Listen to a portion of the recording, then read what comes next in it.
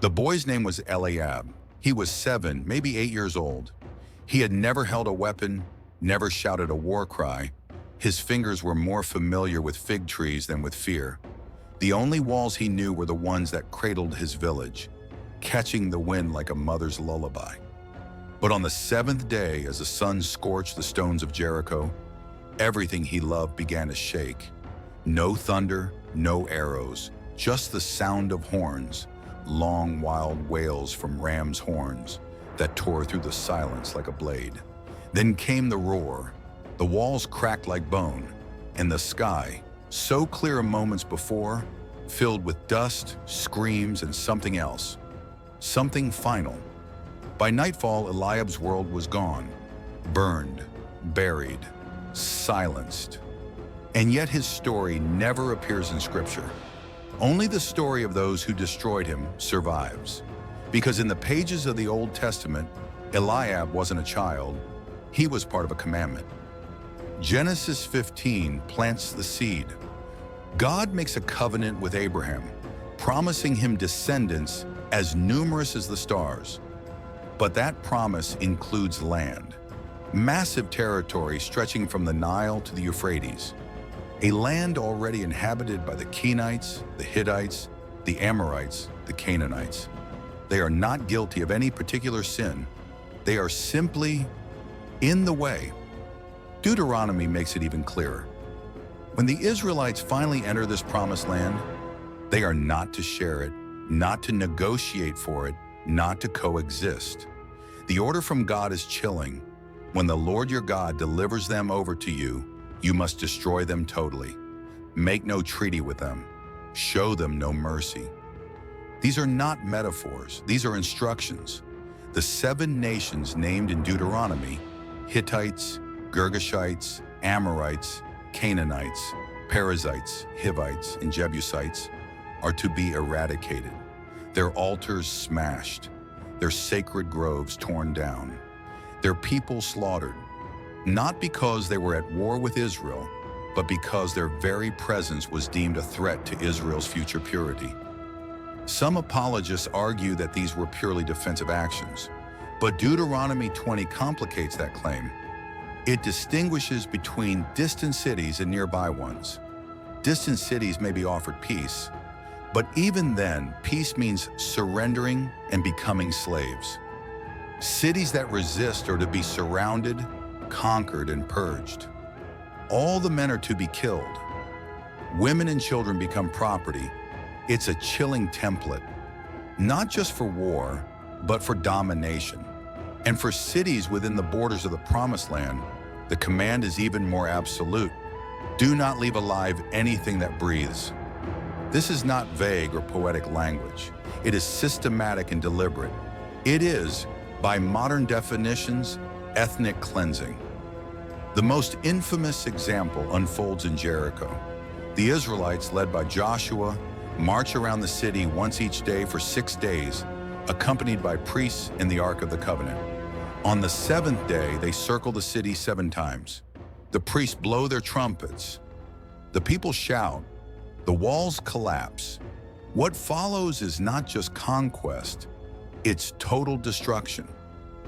Every man, woman, child, and animal is put to death. Only Rahab, a prostitute who had earlier sheltered Israelite spies, is spared along with her family. The city is burned. Joshua curses anyone who dares rebuild it. This isn't a unique case. In 1 Samuel 15, God instructs King Saul to completely destroy the Amalekites as punishment for their opposition to Israel centuries earlier. Saul carries out the order, but spares King Agag and some livestock. When confronted, he claims he saved the best animals to sacrifice to God. But mercy in this case is disobedience. The prophet Samuel rebukes him. To obey is better than sacrifice. And then Samuel does what Saul would not. He kills Agag himself. God rejects Saul as king, not because he lost a battle, but because he showed restraint. This divine intolerance is repeated in the northern campaigns. Joshua 11 recounts a coalition of northern kings: Canaanite, Hittite, Perizzite, Jebusite, who band together to resist the Israelite advance. It says God hardened their hearts so they would refuse peace and be destroyed. Let that sink in. These kings are not allowed to surrender. Their fate is sealed by divine decree. God ensures their resistance so that he can justify their destruction. This is not just ancient war. This is war baptized in holiness. This is genocide by divine design. And yet these stories remain core to the sacred canon of Judaism and Christianity.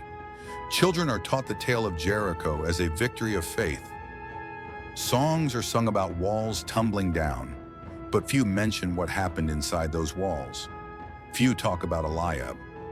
Modern theologians wrestle with these verses. Some say it was symbolic, that total destruction is exaggerated rhetoric. Others argue these were unique moments in redemptive history, not patterns for modern behavior. But the text itself doesn't blink. It doesn't soften. It describes repeatedly the annihilation of entire populations, not in disobedience to God, but in obedience. And this obedience has echoes. The rules laid out in Deuteronomy offer peace and enslave, resist and be exterminated, are not unique to the Bible. Nearly identical strategies appear in early Islamic traditions. The siege of the Jewish tribe Banu Qurayza, for example, resulted in the execution of all the men and enslavement of women and children following their alleged betrayal during wartime. Some scholars have pointed out that these methods resemble those prescribed in Deuteronomy. Whether influence or coincidence, the mirror is undeniable. This raises uncomfortable questions. If sacred texts justify the destruction of entire peoples, what stops future generations from doing the same in God's name? Some say we must read the Bible in its historical context, and that's true. Ancient Near Eastern warfare was brutal. Tribal identity was everything. Survival often meant preemptive violence, but context alone cannot erase the command to leave alive nothing that breathes. What we inherit from these texts is not just a record of violence. It's a theological endorsement of violence. And that matters, because even if no modern believer follows these commands literally, the moral framework they establish, that some people can be so dangerous, so spiritually contaminating, that their very existence must be wiped out, has not vanished. You can see it in nationalist rhetoric, in religious extremism, in every ideology that divides the world into us and them. You can hear it whispered in justifications for colonization, slavery, and apartheid. You can see it in maps that erase entire populations and in sermons that label certain people as cursed. This is not about attacking religion. It's about confronting the parts of our traditions that demand moral reckoning. We must ask, can a sacred story include genocide and still be sacred? The story of Eliab, the child buried beneath the ruins of Jericho, is not written in Scripture. But he existed, or someone like him did. A child with no army, no sin, no name. And he deserves to be remembered too.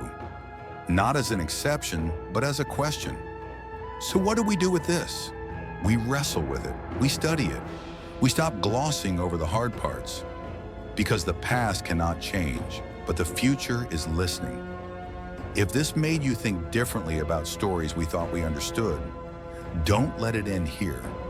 Like the video, share it with someone who's never heard this angle, and subscribe for more deep dives into the hidden currents running through history and Scripture, because these stories still shape the world we live in.